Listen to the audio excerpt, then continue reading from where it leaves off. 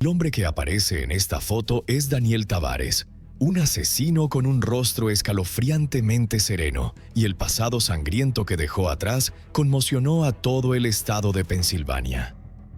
En lo que parecía una tranquila mañana de 2007, Brian y Beverly Mauck fueron encontrados muertos en su propia casa, sus cuerpos tendidos uno al lado del otro, bajo una manta ensangrentada, como si el asesino hubiera intentado cubrir no solo el crimen, sino también la ferocidad impulsiva de sus actos. Lo que más impactó al público no fue solo la brutalidad, sino el motivo absurdo y casi increíble. Daniel había irrumpido en la casa de sus vecinos a las 5 a.m. para exigir $50 por un tatuaje. Pero esta no fue la primera vez que mataba. Sus crímenes comenzaron con el asesinato de su propia madre y terminaron con un espantoso secreto enterrado durante 25 años en el patio trasero. A su lado, en silencio y limpiando la sangre en la escena, estaba su esposa, Jennifer Lynn Tavares. Si querés conocer toda la verdad detrás de este rostro, quédate con nosotros hasta el final del video. Este caso perturbador comenzó con Brian y Beverly Mauck, una pareja que parecía perfecta, su vida como sacada de un cuento de hadas. Estaban profundamente enamorados, eran estables económicamente y amaban viajar y pasar tiempo juntos. Pero todo cambió cuando se mudaron a un nuevo vecindario. No mucho después de instalarse, Brian y Beverly fueron encontrados muertos en su casa. Los rastros de sangre en la escena condujeron a los investigadores directamente hacia una casa cercana. El motivo detrás de este acto brutal sorprendió incluso a los detectives más experimentados: la historia de amor de Brian y Beverly Mauck.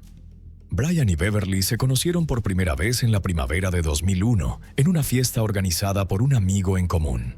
En ese momento, ambos eran estudiantes universitarios, pero desde el instante en que cruzaron miradas, fue evidente que habían encontrado algo especial. Lo que comenzó como una admiración mutua rápidamente se convirtió en un vínculo fuerte, y se volvieron inseparables. Ese verano, la pareja se turnó para visitar a las familias del otro, presentaron formalmente a su pareja a los padres y compartieron abiertamente sus intenciones serias. Ambas familias aprobaron de inmediato la relación, reconociendo lo perfectamente que se complementaban. Brian y Beverly habían sido vibrantes y aventureros desde muy jóvenes. Amaban los deportes, la emoción y las nuevas experiencias, y nunca querían quedarse quietos por mucho tiempo. Beverly era una atleta talentosa, hábil en softball y atletismo. Tocaba bien la guitarra y sentía pasión por el aprendizaje de idiomas.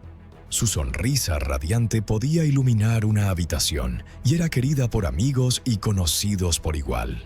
Brian se sentía atraído por deportes más peligrosos e inusuales. Le apasionaban la escalada en roca, el surf y el buceo. Amaba la adrenalina de la aventura. Un verdadero aventurero, veía el peligro no como una amenaza, sino como un desafío que siempre estaba dispuesto a enfrentar. Cada año intentaba visitar un lugar nuevo y aprender una nueva habilidad. Cuando Brian y Beverly se vieron y hablaron por primera vez, se dieron cuenta inmediatamente de que estaban en la misma sintonía. Ese fue el punto de partida para una relación intensa y satisfactoria. Juntos escalaron montañas, esquiaron, bucearon y conquistaron olas y cumbres por igual. A pesar del torbellino amoroso y la relación que parecía perfecta, no se apresuraron en casarse. Ambos querían terminar sus estudios primero. Después de graduarse, se enfocaron en ahorrar para comprar una casa. Brian comenzó a construir una carrera en una empresa industrial, mientras que Beverly trabajaba como gerente de hotel, donde sus habilidades lingüísticas resultaban extremadamente útiles. El 15 de mayo de 2006, la pareja se casó oficialmente. Celebraron una hermosa boda junto a la playa, invitando solo a sus familiares y amigos más cercanos. Después disfrutaron de una larga luna de miel, visitando muchos países. Al regresar, Brian y Beverly compraron una casa espaciosa en el tranquilo pueblo de Graham, en el condado de Clearfield, Pensilvania. La casa estaba ubicada en una zona remota, cerca del bosque y del río, ideal para formar una familia y disfrutar de una vida pacífica. Brian trabajaba como ingeniero en una filial de una gran empresa industrial, mientras que Beverly se enfocó en el trabajo de traducción y decidió seguir una segunda carrera universitaria. La pareja rápidamente conoció a sus vecinos e hizo amistades en su nuevo pueblo. Desafortunadamente, esa vida alegre y tranquila no duró mucho. Un crimen espantoso en un vecindario pacífico. El sábado 17 de noviembre de 2007, alrededor de las 8:00 am, el amigo de Brian, Steven, fue a su casa. Los dos habían planeado salir a pescar esa mañana. Steven golpeó la puerta, pero no obtuvo respuesta. Pensando que Brian podía haberse quedado dormido, tocó más fuerte y esperó. Pero la casa permanecía en silencio. Steven decidió esperar en su auto durante unos 30 minutos, llamando repetidamente a Brian.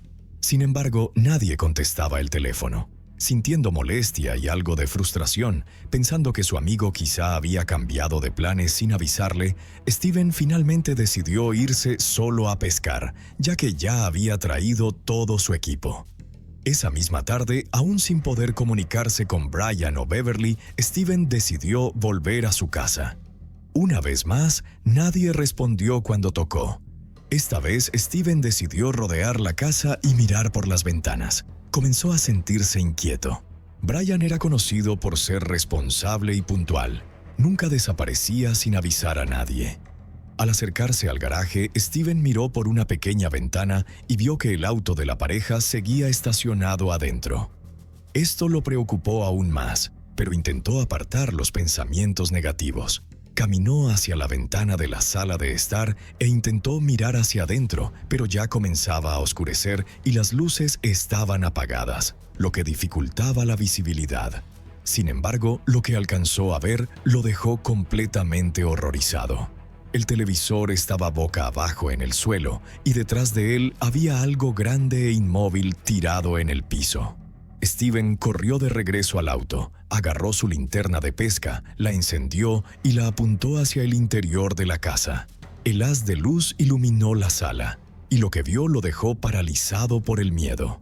En el suelo yacían dos cuerpos, parcialmente cubiertos por una manta empapada en sangre.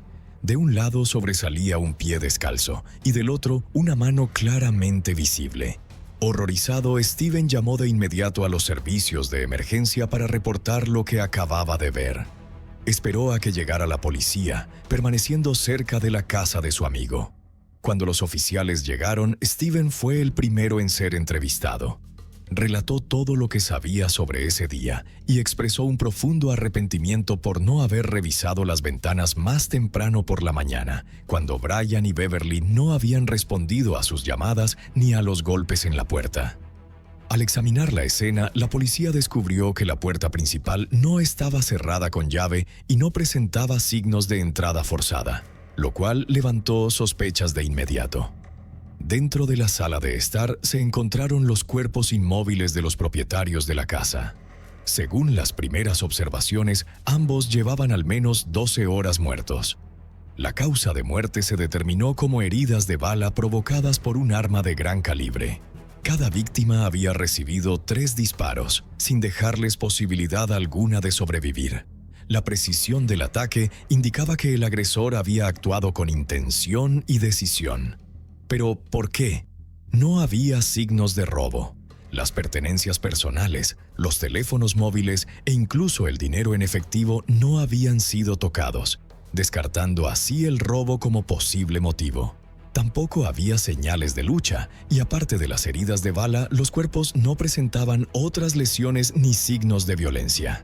Los investigadores quedaron con la espeluznante impresión de que se trataba de una ejecución planificada o un acto de venganza profundamente personal. Sin embargo, según los testigos, la pareja no tenía enemigos conocidos ni conflictos sin resolver. Los cuerpos habían sido movidos después del crimen, como lo evidenciaban las marcas de arrastre de sangre en el suelo. El autor del crimen había intentado limpiar torpemente la escena, dejando rastros de sangre esparcida en las paredes y los muebles, lo cual indicaba dónde habían sido atacadas las víctimas. se encontraron 6 casquillos en la escena. Sorprendentemente, el asesino no había intentado recogerlos. La forensía confirmó posteriormente que los disparos habían sido hechos con un revólver calibre .22. Los investigadores concluyeron que ambas víctimas habían sido asesinadas con el mismo tipo de arma, probablemente por un solo perpetrador. El hecho de que la cerradura no hubiera sido forzada sugería que la pareja había dejado entrar voluntariamente a la persona. La policía teorizó que Brian podría haber abierto la puerta después de un llamado, reconoció a la persona y la invitó a pasar. Tal vez regresó a la sala, pero en cuanto lo hizo, el asesino sacó un arma y disparó 3 veces a quemarropa por la espalda. Una de las balas atravesó su cuerpo e impactó la pantalla del televisor, haciendo que cayera de frente al suelo. Ese ruido pudo haber hecho que Beverly saliera corriendo del dormitorio. Al ver a su esposo tendido en un charco de sangre y al agresor todavía allí, intentó escapar. Desafortunadamente, no llegó lejos antes de recibir 3 disparos en la espalda que la mataron al instante en el pasillo. Su cuerpo fue arrastrado hasta la sala y colocado junto al de Brian.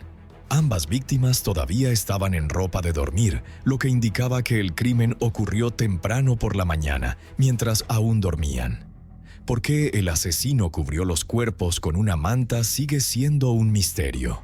El intento de limpieza fue tan deficiente que dejó marcas de arrastre en el suelo, como si alguien hubiera intentado limpiar, pero solo logró desordenar aún más la escena. Una gran mancha de sangre cerca de los cuerpos había sido alterada, como si alguien hubiera tratado de borrarla. Detrás del sofá, los investigadores encontraron una escoba de plástico con mango largo, cuyas cerdas estaban empapadas en sangre seca. Sin embargo, el mango había sido completamente limpiado de huellas dactilares, lo que explicaba por qué había sido dejado en el lugar. Pronto, el motivo del uso de la escoba quedó claro. El asesino había intentado borrar huellas ensangrentadas del suelo, frotando con fuerza. De manera similar, se encontraron huellas digitales y de palma borrosas en paredes, muebles y picaportes, lo que imposibilitaba la identificación. A pesar de que el asesino intentó borrar y ocultar evidencia, los investigadores forenses con experiencia lo sabían bien. Cuanto más tiempo permanece un perpetrador en la escena, más probable es que deje algo incriminatorio, y su instinto fue correcto. Sobre la manta que cubría los cuerpos de las víctimas, descubrieron una pista clave: la impresión parcial de una suela de zapato. Esta marca no era evidente al principio, porque no estaba hecha en sangre, sino que apareció donde el suelo tenía solo una fina capa de sangre, y el dibujo de la suela se marcó sobre la tela de debajo. La manta fue enviada al laboratorio, donde los expertos forenses identificaron el patrón de la suela como perteneciente a un tipo raro de zapato de seguridad con un diseño distintivo. Investigaciones posteriores revelaron que una empresa de construcción del condado de Clearfield había adquirido recientemente varios pares de ese mismo modelo de calzado. Con esta pista, los investigadores redujeron la lista de sospechosos potenciales y comenzaron interrogando a los empleados de dicha empresa.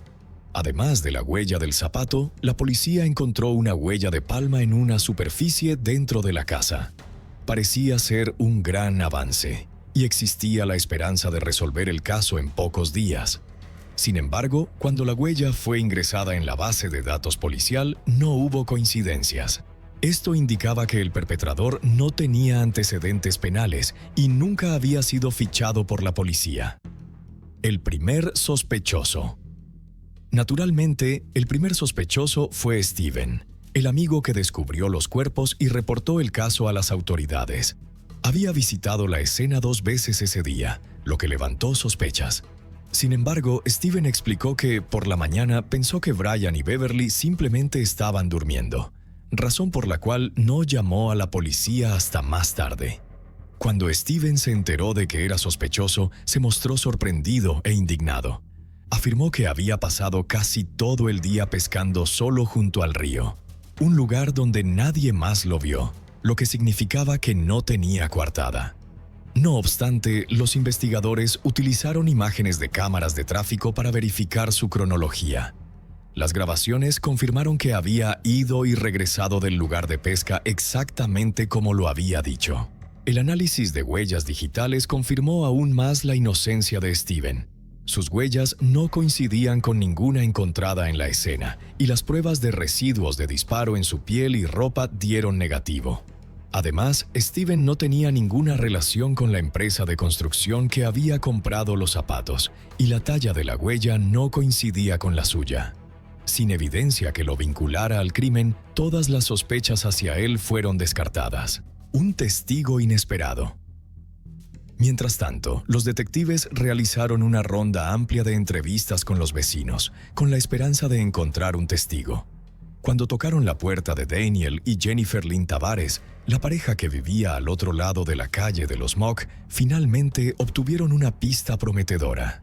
Daniel abrió la puerta y explicó que su esposa, Jennifer, estaba en el trabajo, pero que él estaba dispuesto a responder preguntas. Reveló que alrededor de las 5:30 a.m. de la mañana del asesinato había escuchado ruidos inusuales provenientes de la casa de los Mock, sonidos fuertes que ahora reconocía como disparos. Curioso pero cauteloso, Daniel miró por la ventana y vio una camioneta pick-up blanca estacionada cerca de la casa de los Mock. Estaba seguro de que el vehículo no pertenecía a la pareja.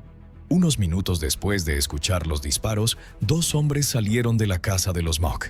El testigo, Daniel Tavares, no pudo verlos con claridad debido a la tenue luz justo antes del amanecer. Sin embargo, proporcionó una descripción detallada del hombre que conducía la camioneta blanca estacionada cerca. Según Daniel, el conductor era un hombre blanco, de unos 40 años, de complexión musculosa, con el cabello largo recogido en una cola de caballo y un bigote. También notó un tatuaje en el brazo izquierdo del hombre, aunque no pudo distinguir su forma. Aunque esta información parecía prometedora, ningún otro vecino informó haber visto lo mismo. Amigos, familiares y compañeros de trabajo de Brian y Beverly no pudieron identificar a nadie en su círculo que coincidiera con la descripción o que condujera ese tipo de vehículo. Además, la camioneta no apareció en ninguna cámara de tráfico cercana, lo que planteaba la posibilidad de que los perpetradores hubieran utilizado senderos del bosque para evitar ser detectados. La camioneta blanca fue añadida a una lista de alerta en todo el condado, pero no surgieron pistas. Surge un nuevo sospechoso. En una conversación con los detectives, la madre de Beverly recordó que su hija había mencionado a un vecino llamado Jeremy Flint unos meses antes del asesinato. Jeremy, un joven de 22 años, ya estaba en el radar de la policía por tráfico de drogas. Su casa era conocida por ser frecuentada por individuos sospechosos y otros vecinos hablaban mal de él. Esto llevó a los investigadores a considerarlo un posible sospechoso en el brutal asesinato de la pareja. Cuando la policía fue a la casa de Jeremy, él no estaba. La suposición inicial fue que podría haber huido después de cometer el crimen. Continuando con las entrevistas a los vecinos, descubrieron que poco antes de la tragedia, Brian y Beverly habían organizado una pequeña fiesta en su casa. Jeremy, no invitado y bajo los efectos de las drogas, se presentó inesperadamente. Los testigos describieron su comportamiento como agresivo, acosó a varias mujeres, insultó a los invitados y comenzó discusiones. Finalmente, lo obligaron a irse de la fiesta, pero antes de hacerlo, juró que la pareja se arrepentiría de sus acciones. Al día siguiente, Brian y Beverly descubrieron varios objetos desaparecidos en la casa, incluyendo un teléfono móvil y un arma con munición que guardaban en un cajón de la cocina. Convencidos de que Jeremy era el ladrón, la pareja decidió enfrentarlo. Fueron a la casa de Jeremy y le exigieron que devolviera los objetos, con cortesía pero con firmeza, advirtiendo que llamarían a la policía si no lo hacía. Esa amenaza impulsiva, dirigida a alguien con vínculos con actividades criminales, pudo haber sido un grave error. Jeremy negó haber robado algo y se negó a devolver los objetos. Sin embargo, al día siguiente, las pertenencias desaparecidas reaparecieron repentinamente en el patio trasero de la pareja. Brian y Beverly estaban convencidos de que Jeremy las había colocado allí durante la noche. Aunque el asunto parecía resuelto, Beverly seguía sintiéndose intranquila. Comenzó a sentir miedo cuando se quedaba sola en casa y le pedía repetidamente a su esposo que consideraran mudarse a otro vecindario, la coartada de Jeremy. Cuando Jeremy finalmente regresó al pueblo, la policía lo detuvo de inmediato para interrogarlo. Sin embargo, quedó claro rápidamente. Había estado fuera de la ciudad durante casi una semana, regresando solo un día después del asesinato. Había viajado a otro estado para visitar a sus padres y permaneció con ellos durante 6 días. Coartada confirmada. Su coartada fue confirmada por múltiples testigos y las grabaciones de un bar mostraron que había estado bebiendo con amigos la noche del asesinato. Además, el análisis forense confirmó que las huellas dactilares y palmares de Jeremy no coincidían con las encontradas en la escena del crimen.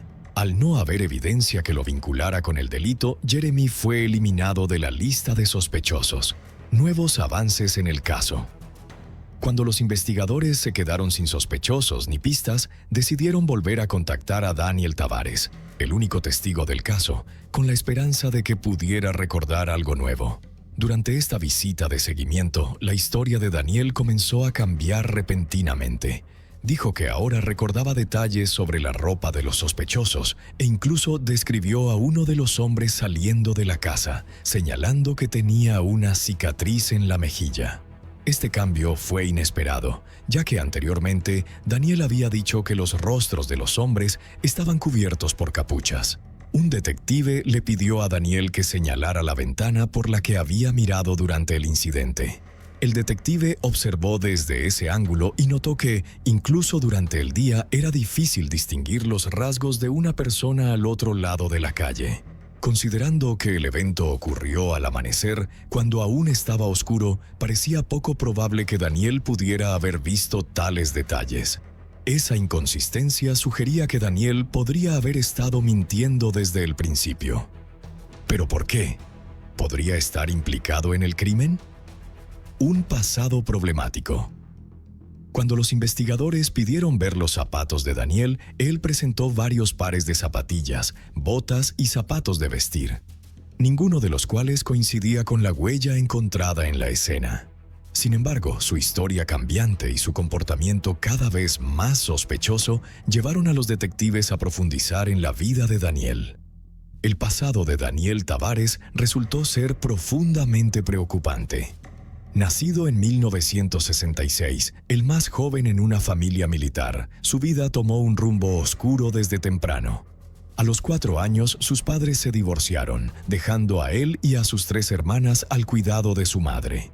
Su padre se volvió a casar poco después y tuvo poca o ninguna relación con los hijos de su matrimonio anterior. Para 9º grado, Daniel había abandonado la escuela, comenzó a huir de casa, a robar y a consumir drogas. A los 18 años fue arrestado por primera vez por robo. Sorprendentemente, su padre, con quien llevaba años distanciado, intervino y lo ayudó a evitar la prisión, consiguiendo una sentencia suspendida. Parecía que el padre, quizás por culpa, quería darle a Daniel otra oportunidad. Aún así, Daniel continuó teniendo problemas con la ley en los años siguientes. Cada vez que era arrestado, recibía sentencias muy leves por sus delitos. A finales de los años 80, Daniel se mudó a Florida para vivir con su padre, quien intentó apoyarlo. Su padre pagó un programa de rehabilitación costoso en una clínica privada y ayudó a Daniel a encontrar un empleo estable. Pero en menos de 6 meses, Daniel fue arrestado nuevamente por robo y tráfico de drogas. Esta vez, su padre se dio por vencido y lo envió de regreso a vivir con su madre. A partir de entonces, la salud mental de Daniel comenzó a deteriorarse debido a su adicción. En el lapso de 1 año fue diagnosticado con esquizofrenia y se le recetaron medicamentos. Sin embargo, Daniel rara vez tomaba la medicación según las indicaciones. En su lugar, la mezclaba con alcohol, lo que provocaba episodios violentos y peligrosos. Un ataque violento. En julio de 1991, durante una discusión con su madre, Daniel la atacó repentinamente con un cuchillo, asestándole casi 30 heridas. Ella murió en el lugar. En el juicio, Daniel testificó que había actuado obedeciendo voces en su cabeza que le ordenaban matarla. Sin embargo, los psiquiatras designados por el tribunal determinaron que Daniel era plenamente consciente de sus acciones y, por lo tanto, legalmente responsable. Fue condenado a 20 años de prisión.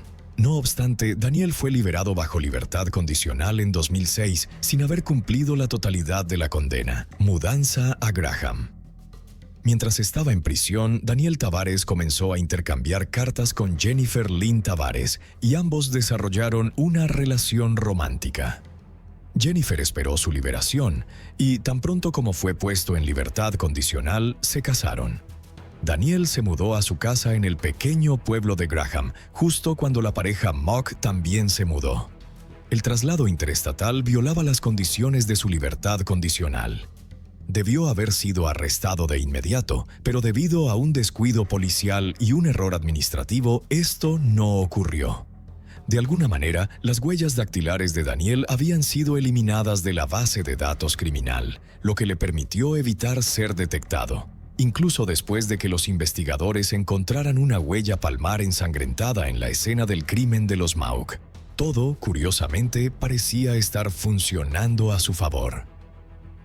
Vínculo con los zapatos de la escena del crimen. Una investigación más profunda reveló que Daniel había trabajado brevemente para una empresa de construcción, la misma que había comprado los raros zapatos de seguridad vinculados al caso.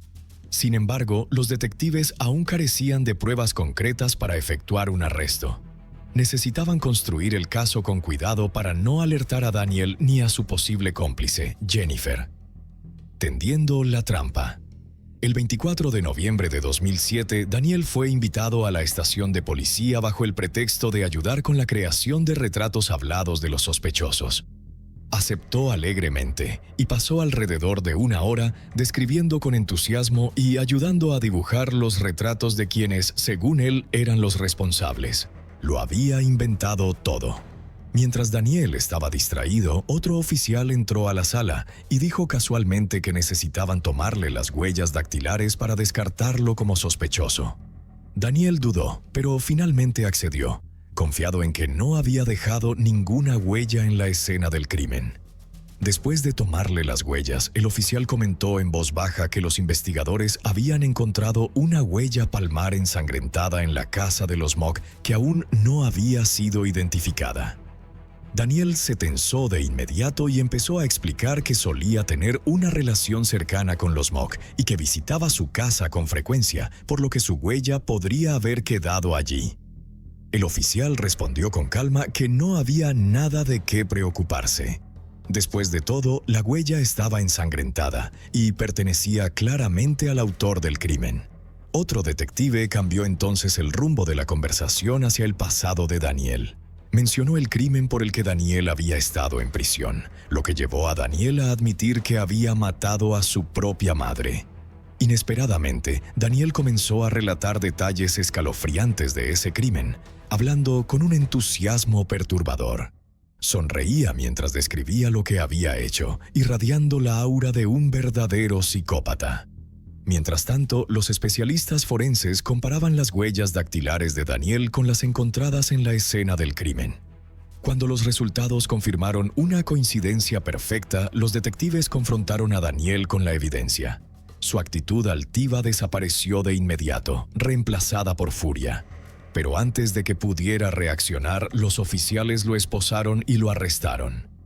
Ante la evidencia irrefutable, Daniel no tuvo más opción que confesar y cooperar con la investigación. La confesión.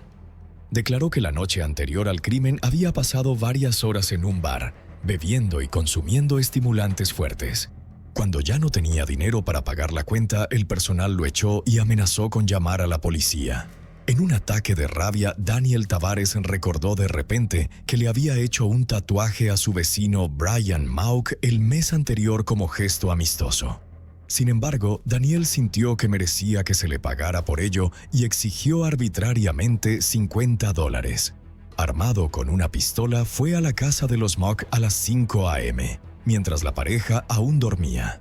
Brian, molesto por ser despertado tan temprano, abrió la puerta y fue confrontado de inmediato por Daniel, quien le pidió dinero. Confundido e irritado, Brian se negó y le dijo a Daniel que regresara cuando estuviera sobrio. Pero Daniel insistió. Intentando calmar la situación, Brian decidió pagar solo para terminar con el asunto y fue a otra habitación a buscar el dinero. Mientras se daba la vuelta, hizo un comentario que Daniel consideró ofensivo. Eso desató la furia de Daniel. En un momento de impulso, sacó el arma y disparó 3 veces en la espalda de Brian. Los disparos despertaron a Beverly, quien salió corriendo para ver qué ocurría. Vio a su esposo tendido en un charco de sangre y a Daniel de pie sobre él, con el arma aún en la mano. Al darse cuenta del peligro, intentó correr de vuelta al dormitorio, pero fue alcanzada por 3 disparos en la espalda antes de poder escapar. Encubrimiento y cómplice consciente de la gravedad de lo que había hecho, Daniel volvió a casa y le pidió a su esposa Jennifer que lo ayudara a limpiar la escena. Escalofriantemente, Jennifer no mostró sorpresa alguna ante las acciones de su esposo. Ambos movieron el cuerpo de Beverly a la sala de estar, lo colocaron junto al de Brian y cubrieron a los dos con una manta. Fue Jennifer quien sugirió usar una escoba para borrar las huellas ensangrentadas. También limpió cuidadosamente las superficies para eliminar huellas dactilares, aunque pasó por alto una huella palmar crucial. Después de limpiar, Daniel arrojó el arma homicida a un río cercano. A pesar de los esfuerzos de los investigadores, el arma nunca fue recuperada. Sentencia final. Daniel Tavares fue condenado a cadena perpetua sin posibilidad de libertad condicional. Su esposa, Jennifer, expresó un profundo remordimiento, afirmando que había ayudado a Daniel por miedo a su propia seguridad. Fue condenada a 1 año de prisión por destruir evidencia. Un descubrimiento macabro. En 2015, nuevos propietarios que renovaban la casa donde Daniel había vivido con su madre hicieron un descubrimiento aterrador. Mientras cavaban en el patio trasero, desenterraron restos humanos. El análisis forense confirmó que se trataba de los restos de una joven vecina que había desaparecido en 1990. Los investigadores determinaron que Daniel había tenido sentimientos hacia la mujer, pero tras ser rechazado reaccionó con violencia letal. Enterró su cuerpo en el patio trasero de la casa de su madre, donde permaneció oculto durante décadas. Este crimen llevó a que Daniel recibiera una segunda condena de cadena perpetua. El hombre que aparece en esta foto es Jorge Adolfo Páez, una leyenda que hizo estallar la arena de Las Vegas con movimientos acrobáticos, ganchos devastadoramente precisos y una sonrisa desafiante bajo una lluvia de golpes. Pero ahora, sin ring, sin luces de escenario, está allí, vestido de traje, con una Biblia en la mano, tocando puertas en silencio. Su voz está quebrada, su memoria descompasada, y esos giros de antaño existen solo en el recuerdo. Esta no es la historia de un campeón, sino la tragedia silenciosa de un gran artista cuando cae el telón y no hay aplausos. Si quieres entender completamente qué le pasó al payaso del boxeo mexicano, un hombre que convirtió el dolor en arte, quédate hasta el final del video. Lo llamaban payaso. Lo menospreciaban como si fuera una broma, hasta que comenzó a humillar a peleadores invictos, a noquear campeones con una mano, mientras con la otra bailaba burlón con sus pasos. Un acróbata en el ring, un showman que convertía cada combate en espectáculo. Pero nadie imaginaba que cada voltereta, cada esquiva con sonrisa, iba abriendo una fractura invisible. Una que hoy le cobra factura en silencio, con rapidez y sin piedad. Este es el presente trágico de Jorge Adolfo Páez y la pelea más dura de su vida. Jorge Adolfo Páez nació el 27 de octubre de 1965 en Mexicali, Baja California. Antes de que el mundo lo viera coronarse bajo las luces de Las Vegas, era solo otro niño polvoriento corriendo entre carpas, proveniente de una familia ligada al circo mexicano, ya que creció y se formó en el circo Hermanos Olvera, donde trabajó desde muy joven como acróbata. Allí, con el cuerpo cubierto de polvo y cal, aprendió a caer sin romperse los huesos y a levantarse con una voltereta como reflejo instintivo de supervivencia. Pero entre aplausos y luces tenues, la cena rara vez tenía carne. Cuando el hambre rugía más fuerte que el público, surgía una solución dura. El boxeo no fue un sueño romántico, ni un llamado del destino, sino un atajo para llenar el plato. «Si ganas esta pelea, comerás carne asada», le propuso su tío. Fue ese mismo tío quien le enseñó a apretar el puño y templar los nervios antes de correr a los intrusos del circo. Así que, con guantes prestados y la urgencia de quien no podía perder, el pequeño payaso entró a los gimnasios a golpear costales con la misma fiereza con la que trepaba cuerdas. Cada gancho era un recordatorio de que el hambre no se vencía con aplausos, sino con fuerza bruta. Sin saberlo, fue puliendo un estilo irreverente, fintas que parecían acrobacias, desplazamientos laterales como artista de circo y una audacia que hacía temblar a futuros campeones. Todo comenzó como una tabla de salvación económica. Pronto dejó atrás el circo. El chico de las carpas ganó un boleto de ida al ring profesional y allí, bajo una grada más grande que cualquier carpa, demostraría que su verdadero acto apenas comenzaba. Los momentos más brillantes. El 4 de agosto de 1988, bajo el sol ardiente de la Plaza de Toros Calafia en Mexicali, llegó invicto el campeón pluma de la FIT, Calvin Seal Grove, con un récord de 37-0, creyendo que 15 rounds serían suficientes para vencer a un rival folclórico apodado El Payaso. Jorge Adolfo Páez respondió a ese apodo con una reverencia burlona, se persignó y comenzó a bailar. En los primeros asaltos, Grove impuso distancia con un largo jab de izquierda, pero cada vez que fallaba, el mexicano giraba sobre su talón como si esquivara un aro de fuego en el circo. Esa actuación incomodó al campeón. La ventaja en las tarjetas no compraba respeto. Cuando el reloj marcó el round 15, el último combate mundial a 15 rounds transmitido en Estados Unidos, la historia cambió en un instante. Un uppercut al hígado dobló a Grove. Un gancho de izquierda lo hizo sentarse, y tras la cuenta del árbitro, un gancho final lo derribó 2 veces más. Sonó la campana final mientras el peleador estadounidense se arrodillaba y un fallo mayoritario impactante encabezó los titulares. El payaso hizo llorar al consentido. Esa noche, la corona cruzó fronteras, y con ella nació la leyenda del artista del ring. La fama fugaz exigía validación, y esta llegó solo 7 meses después, el 30 de marzo de 1989, en la misma Mexicali. Grove exigió una revancha, convencido de que la primera derrota fue un accidente. Páez aceptó con la promesa de un espectáculo aún más espectacular, esta vez sin máscaras de duda. El campeón defendió con giros acrobáticos, la mano detrás de la espalda y una lluvia de combinaciones que pusieron a prueba la paciencia del rival. En el round 11, un derechazo preciso obligó al árbitro a detener la pelea y elevar al mexicano al estatus de ídolo nacional. Segunda victoria sobre el futuro de América, esta vez por nocaut técnico. No pasó mucho tiempo y el 21 de mayo de 1989, Páez realizó su primera defensa fuera de México contra Luis Espinosa en Phoenix. Fue una batalla de 12 rounds que terminó en empate dividido. Un juez dio la pelea a Páez, otro a Espinosa y el tercero la marcó como empate. El campeón llamativo conservó su cinturón, pero este viaje reveló 2 cosas. Podía llenar arenas en Estados Unidos y, más importante aún, el público anglosajón estaba igual de hipnotizado por sus acrobacias y ganchos afilados. El resto de 1989 se convirtió en una gira victoriosa. El 6 de agosto venció a Steve Cruz por decisión unánime en El Paso. El 23 de octubre en Inglewood noqueó al filipino Alan Makituki en 6 rounds tras provocarlo con pasos laterales de estilo circense. Cada defensa sumaba un nuevo acto.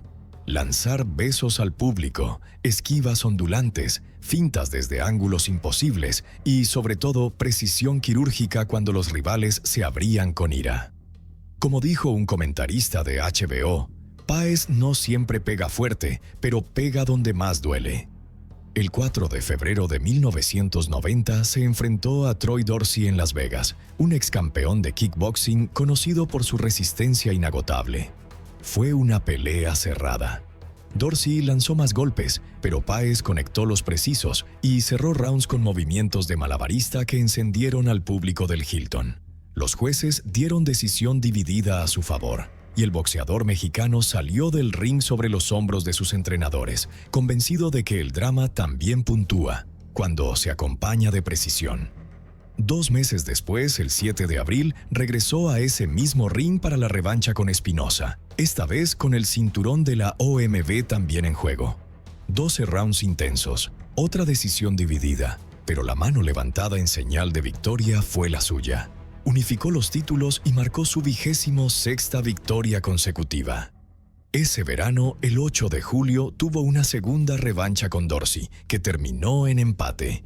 El agresivo peleador tejano le provocó un corte sobre la ceja, pero no ganó el cinturón. Páez aceptó el empate con una voltereta en el ring y una promesa de reinventarse. Sin embargo, subir de categoría tuvo un alto costo. El 22 de septiembre de 1990 subió a la división de peso superpluma y perdió por decisión unánime ante Tony López. El baile había desaparecido, reemplazado solo por la confirmación de que la diferencia física no puede ignorarse.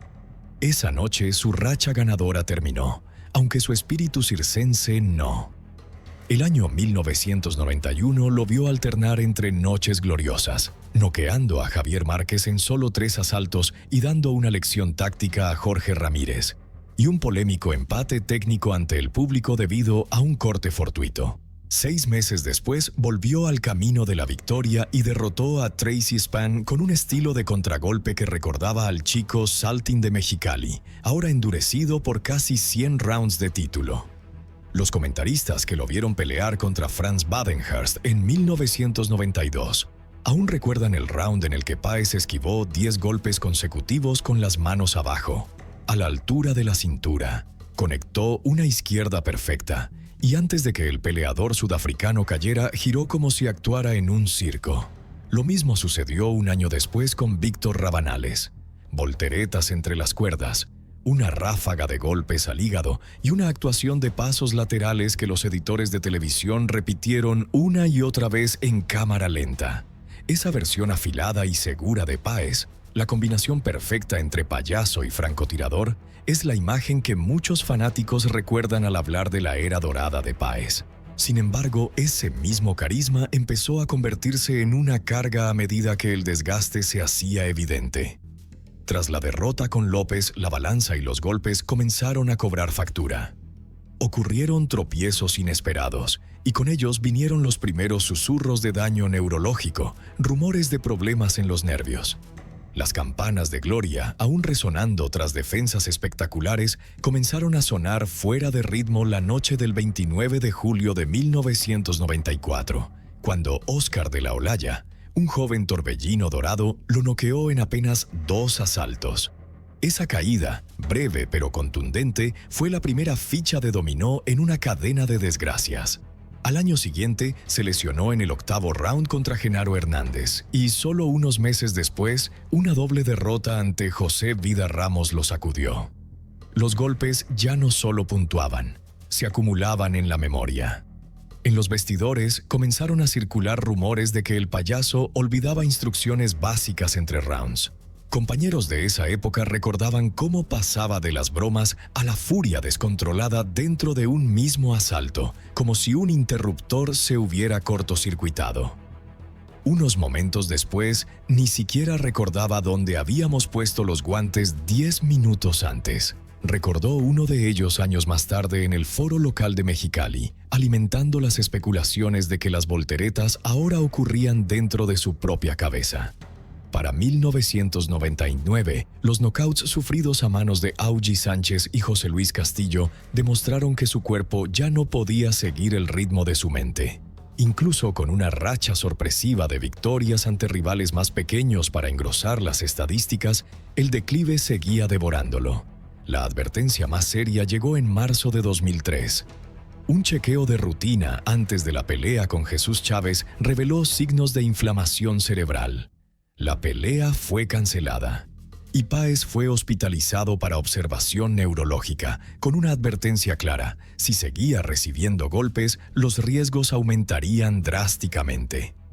Aún así, unos meses después, regresó al ring para algunas peleas finales de menor intensidad, negándose a abandonar el escenario, como un artista que se resiste a bajar el telón antes del último aplauso. Pero algo había cambiado para siempre. Las entrevistas se volvieron más breves. Respuestas de 10 palabras, frases abruptas, silencios que los fanáticos no entendían y los preocupaban.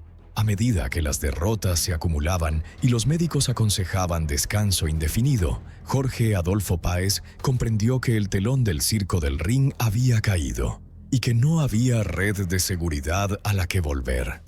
Colgó los guantes en silencio, inicialmente planeando unos meses de descanso, para luego darse cuenta de que un golpe más podría quitarle todo lo que le quedaba. Ese vacío, sin más luces de escenario ni el temblor del suelo del ring, lo condujo a una búsqueda inesperada: la fe. En 2019, mientras caminaba por las calles de Las Vegas, un par de testigos de Jehová le entregaron un folleto y, por curiosidad, aceptó estudiar la Biblia. 6 meses después, tocaba puertas, predicando que la verdadera batalla está en el interior. Renunció públicamente a la violencia, la misma que lo había hecho famoso. Declaró que la sangre derramada en el ring no glorificaba a Dios, y cada vez que un fan le pedía hacer una voltereta, respondía con una cita del libro de Isaías, no con un acto. Esa transformación dejó una huella en su familia. Sus 2 hijos, Jorge Jr. y Brandon, heredaron la pasión por los guantes y comenzaron carreras profesionales.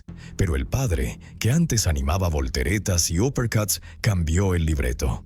«No veré pelear a mis hijos. No es lo que Dios quiere», declaró el 19 de abril de 2025 en Tijuana, sin un atisbo de duda ante la prensa local. Agregó que prefería perder la fama antes que traicionar su conciencia.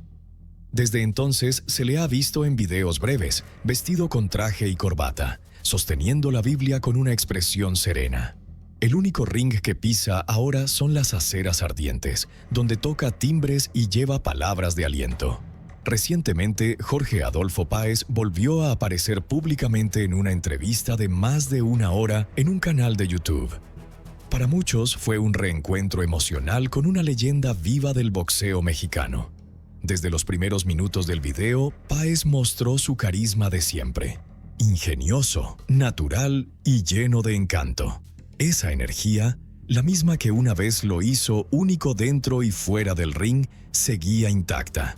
Con una sonrisa amplia y una mirada cómplice, lograba que quien estuviera frente a él sintiera que el tiempo nunca había pasado.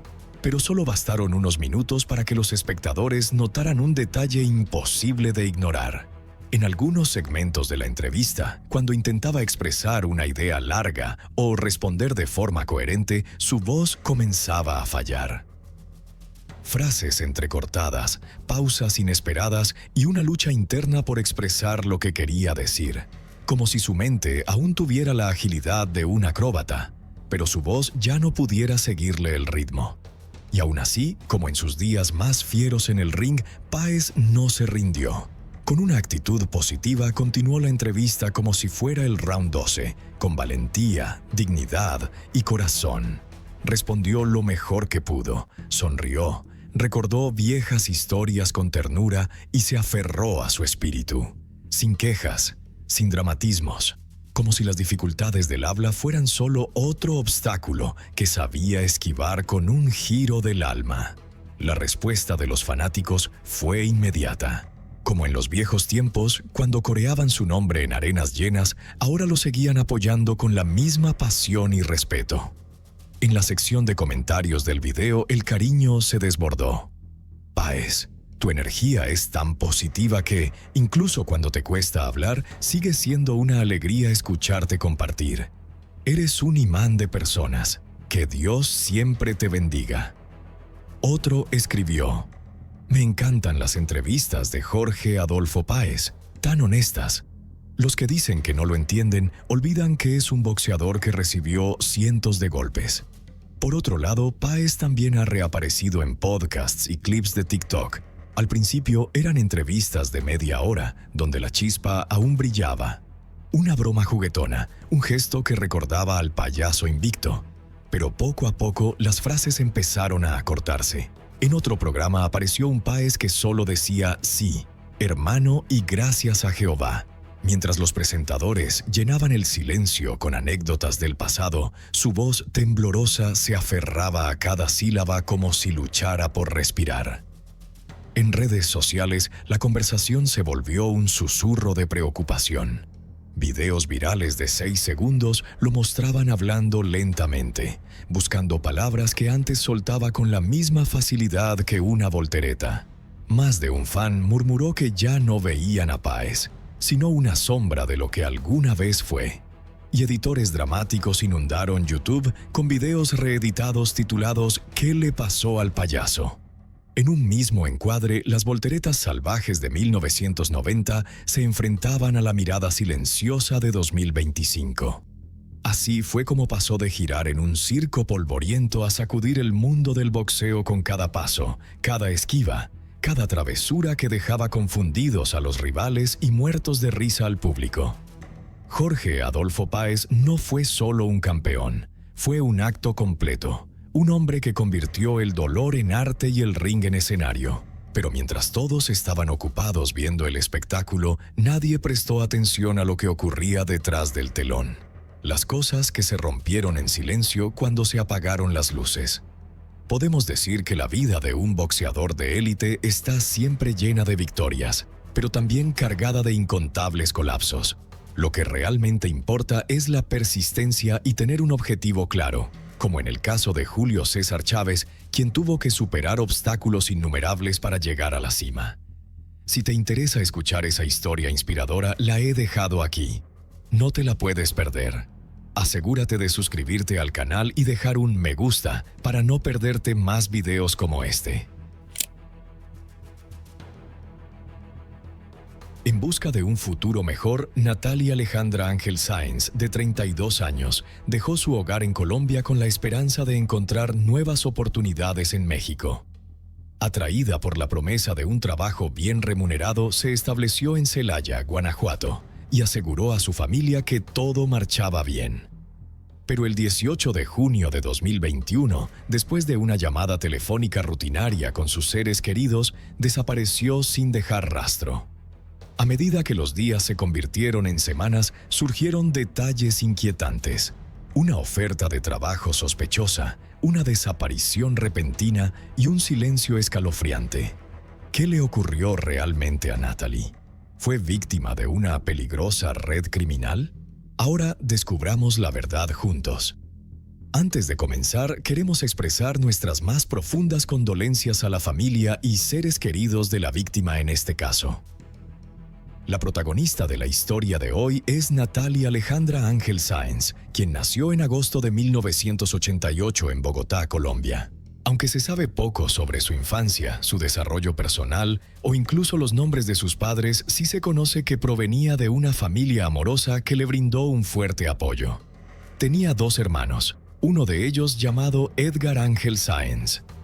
Natalie creció enfrentando numerosas dificultades económicas, ya que su familia contaba con recursos financieros limitados.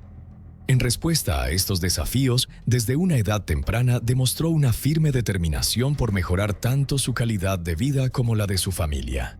Al llegar a la edad adulta, tuvo 2 hijos y trabajó como asesora de ventas para una empresa de servicios de telecomunicaciones en su ciudad natal. Sin embargo, su vida dio un giro cuando fue contactada por un antiguo colega, a quien su hermano describió como un supuesto amigo, quien le ofreció una oportunidad laboral con la promesa de mayores ingresos. Para aprovechar esta oportunidad, a Natalie se le pidió que enviara fotos de su rostro y cuerpo completo, y además que se trasladara a México, específicamente al estado de Guanajuato.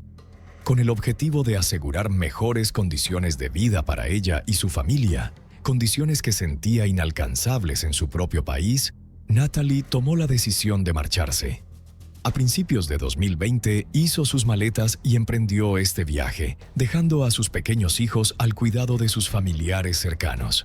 La mujer hizo una parada en Cancún, a donde llegó acompañada por un joven.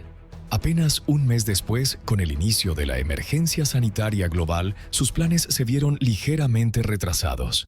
Sin embargo, eventualmente se trasladó a la ciudad de Celaya, Guanajuato, una región ubicada en el centro de México. Mientras estuvo en Celaya, aparentemente compartió vivienda con otras jóvenes latinas de su misma edad, muy atractivas y con rasgos similares a los suyos. Según lo que le contó a su familia, comenzó a trabajar vendiendo boletos de rifas en el mercado central de la ciudad, específicamente en el mercado de abastos Benito Juárez. Este era un trabajo que ya conocía, pues lo había desempeñado previamente en su ciudad natal en Colombia. Natalie parecía muy feliz y satisfecha con todo lo que ocurría en su nueva vida.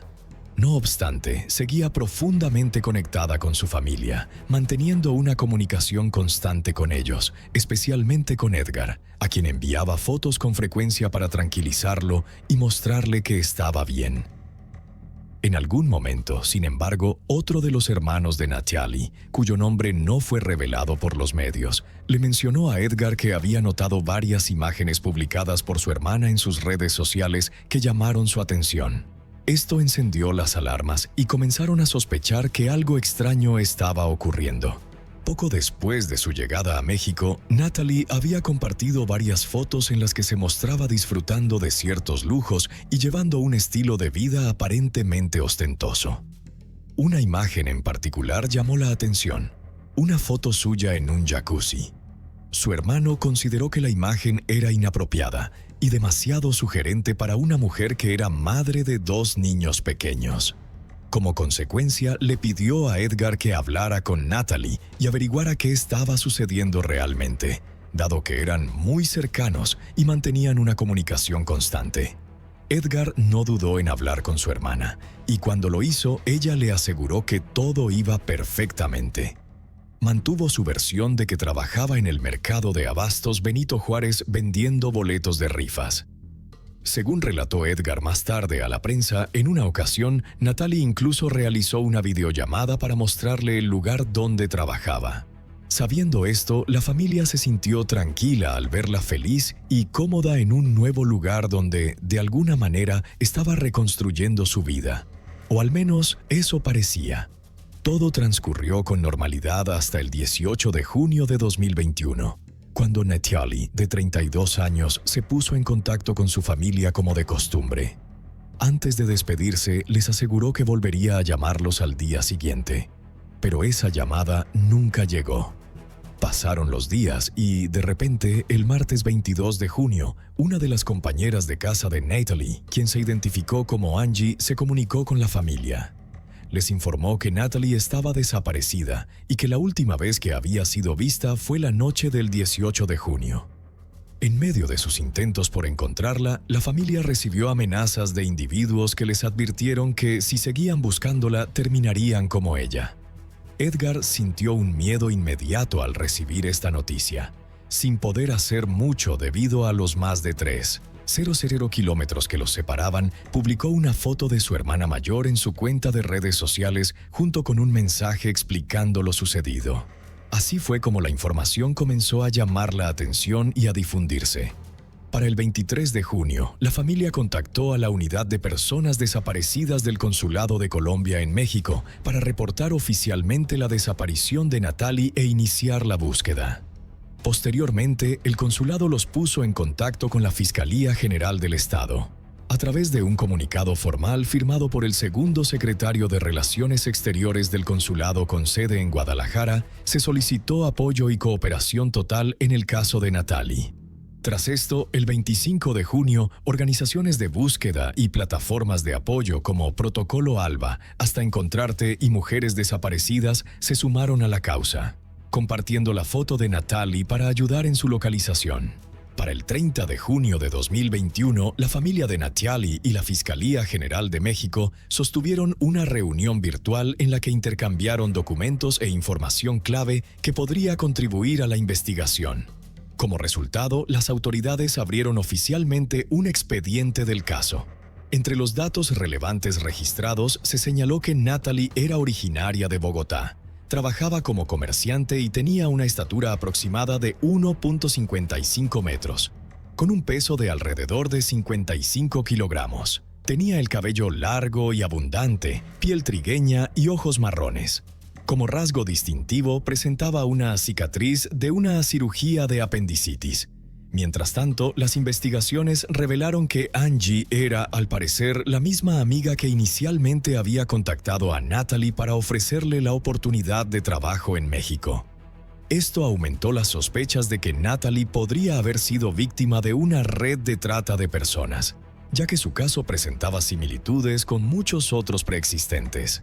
Además, las autoridades lograron obtener una grabación de audio en la que Natalie hablaba con esta supuesta amiga.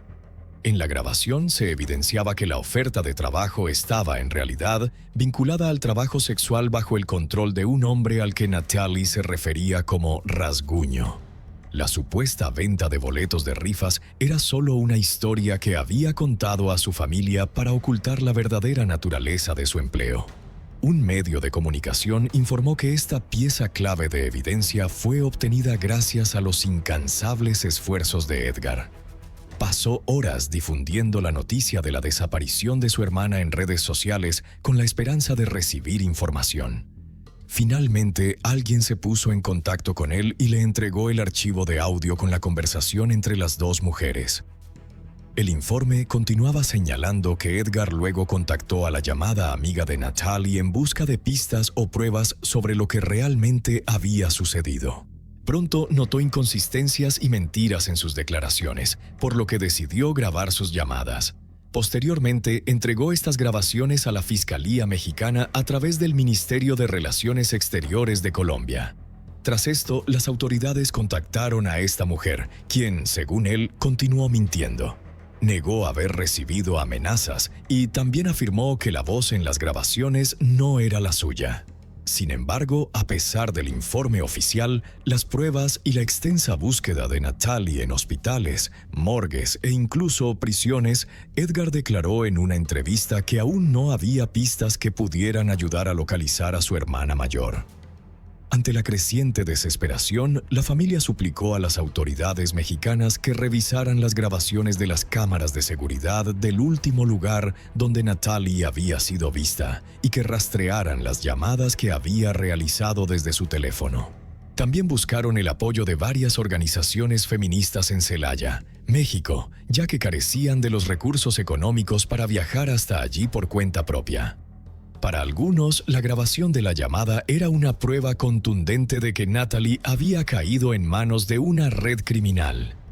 Esta teoría fue respaldada por la teniente y jefa del Grupo de Investigación de Delitos Sexuales en la Dirección de Investigación Criminal de la Policía Nacional de Colombia.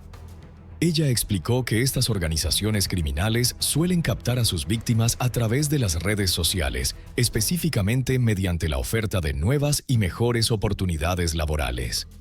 La oficial advirtió al público en general sobre la importancia de verificar minuciosamente la existencia y legalidad de las empresas o individuos que ofrecen oportunidades laborales tan prometedoras.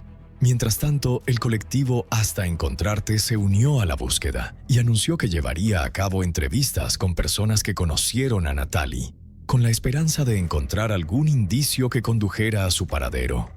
En colaboración con la Fiscalía Estatal y la Comisión Nacional de Búsqueda, la familia, los grupos activistas y las autoridades mexicanas instaron a la población a prestar atención a la descripción física de la joven y a reportar cualquier posible avistamiento.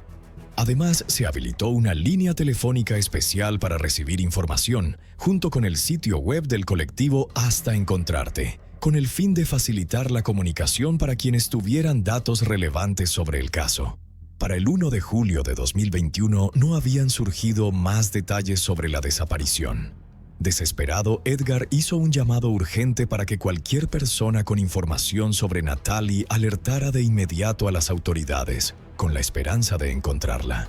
En esa misma línea, representantes de organizaciones de búsqueda y familias de mujeres desaparecidas marcharon en México para protestar por la desaparición de más de 10 mujeres colombianas en Guanajuato. Resaltaron que el modus operandi era sorprendentemente similar en todos los casos, lo que despertó el temor de que estas mujeres hubieran sido víctimas de redes de trata de personas. Una activista habló con los medios y explicó que los traficantes atraen a mujeres jóvenes con falsas promesas de empleo, las llevan a México y después de un periodo de trabajo desaparecen como si se las hubiera tragado la tierra.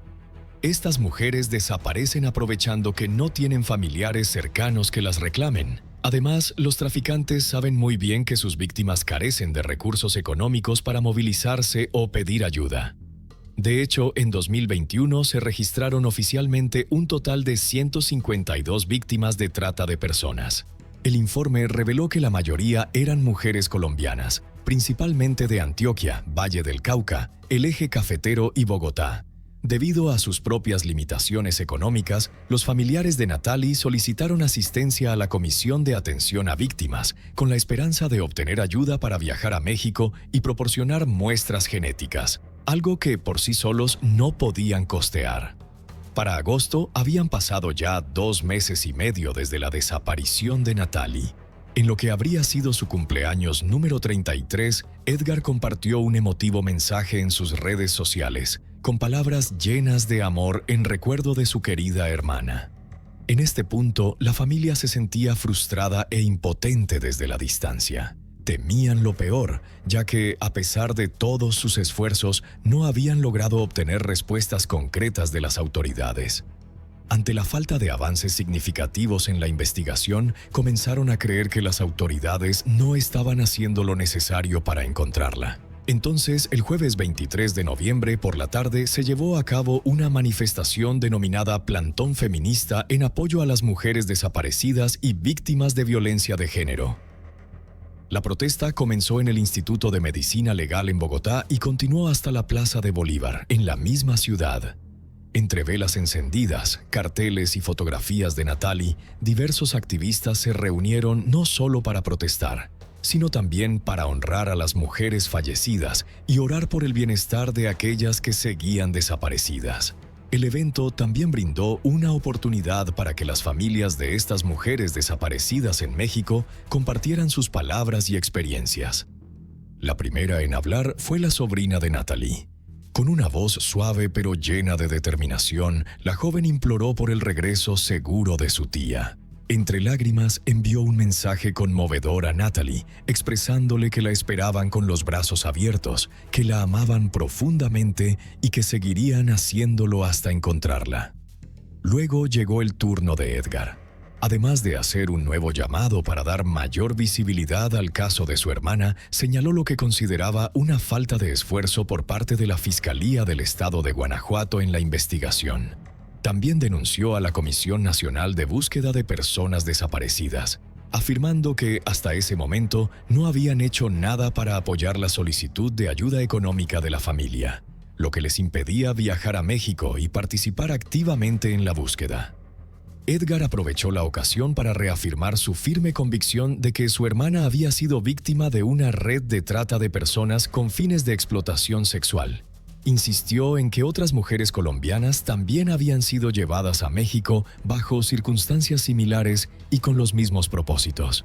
Tras un análisis más detallado y la comparación de las grabaciones de audio, Edgar presentó estas pruebas a la Fiscalía General del Estado. Sin embargo, las autoridades decidieron desestimar esta evidencia clave. Desde entonces, la investigación no ha mostrado avances significativos. La familia de Natalie expresó su desconcierto y frustración, cuestionando por qué la supuesta Angie no estaba siendo investigada y por qué los testimonios recopilados no habían sido considerados. Además, cabe destacar que la Fiscalía tardó 1 año y medio en realizar la toma de muestras de ADN a los hijos y a la madre de Natalie. Este procedimiento se llevó a cabo en Colombia y posteriormente las muestras fueron enviadas a México. Según el testimonio de Edgar, esto solo ocurrió después de que él insistiera repetidamente en que se incluyera en el expediente del caso de su hermana. También declaró que no tenía dudas de que la apatía y falta de interés tanto de las autoridades mexicanas como colombianas reflejaban un claro nivel de complicidad y conexión con una vasta red de crímenes, incluida la trata de personas. Consideraba que este era un negocio lucrativo del que muchas personas se beneficiaban enormemente, dejándolo a él frente a una peligrosa red internacional sin recursos para continuar la búsqueda de su hermana. Mientras tanto, Edgar hizo 3 exigencias a las autoridades mexicanas.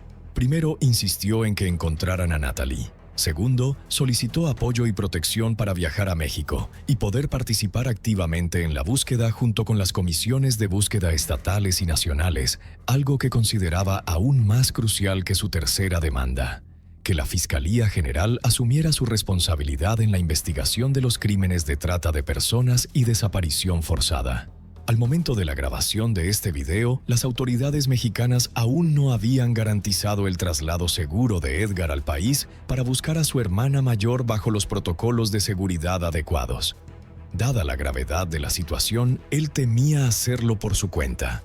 La familia de Natalie incluso se preguntaba si debían seguir adelante con el caso, ya que creían que involucraba a una red extensa y altamente influyente, posiblemente respaldada por personas poderosas. Temían por sus propias vidas. Edgar expresó que no quería ser revictimizado una y otra vez. Su único deseo era encontrar a su hermana. Admitió que la incertidumbre de no saber si Natalie estaba viva o muerta, si estaba sufriendo, si tenía hambre o si alguna vez volvería, había afectado profundamente su bienestar mental y emocional. Con gran pesar, también confesó que tanto él como su familia se sentían burlados por las autoridades mexicanas y colombianas.